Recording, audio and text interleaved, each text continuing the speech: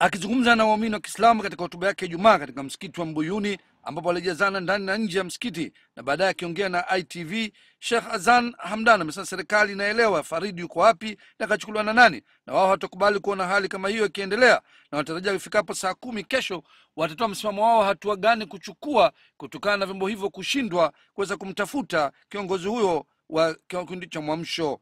Kwa hivyo jumuiya inaendelea kutoa matamko kila kati ya kutaka Waislamu watulie ili tupate utulivu wa kuweza kufanya jitihada ya kumtafuta kwa utulivu, na tunakutana kila baada ya muda, na tumeweka kwamba muda wetu wa limit utakuwa ni kesho, ili tunataka kwamba kesho tutatoa statement ya wazi tutachukua hatua gani nyingine ya ziada, kama kuvifikisha hivi vyombo vingine vya ziada mbali ya vile vyombo vya ndani ya nchi. Kiongozi huyo pia amekanusha kwa Mwamsho kuhusika na fujo zinazotokeza hivi sasa, ambapo amesema zimeandaliwa na watu wengine na wala kikundi hicho hakihusiki. Katika hatua nyingine, ITV ilifanikiwa kumpata dereva wa kiongozi huyo ambaye mara mwisho alikuwa naye kabla ya kutoka katika mazingira ya kutatanisha, na kusema yeye hajui ameondoka vipi na wala hawajui watu waliokutana nao. Naye mmoja mwananchi akiongea na ITV ameitaka serikali kuchukua hatua za haraka kunusuru hali hiyo kabla kisiwa hicho hakijachafuka. Tulipomaliza kuswali swala magharibi msikiti wa Mbuyuni, niliondoka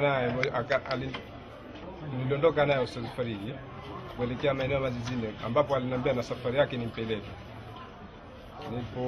Tulipofika maeneo ya Mazizini, kabla junction ya Kempe Samaki na supermarket Diploma pale, akanambia nimsubiri pale.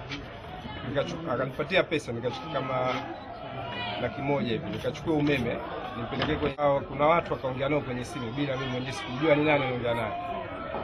Alipomaliza hapo kuongea na watu kwenye simu, yeye ndo baadaye akashuka kwenye gari. Aliposhuka akanambia chukua gari nenda kanunua umeme alafu urudi hapa kwa kunisubirie. Kabla mimi sijaenda kununua umeme, yeye alishuka kwenye gari kwa sababu mwanzo alikuwa akiendesha hiyo gari. Akashuka akaingia upande wa pili wa barabara. Kuna watu kuna gari upande wa pili ilikuwa imesimama, ndio ilikuwa yeye ameenda kwenye gari ameingia.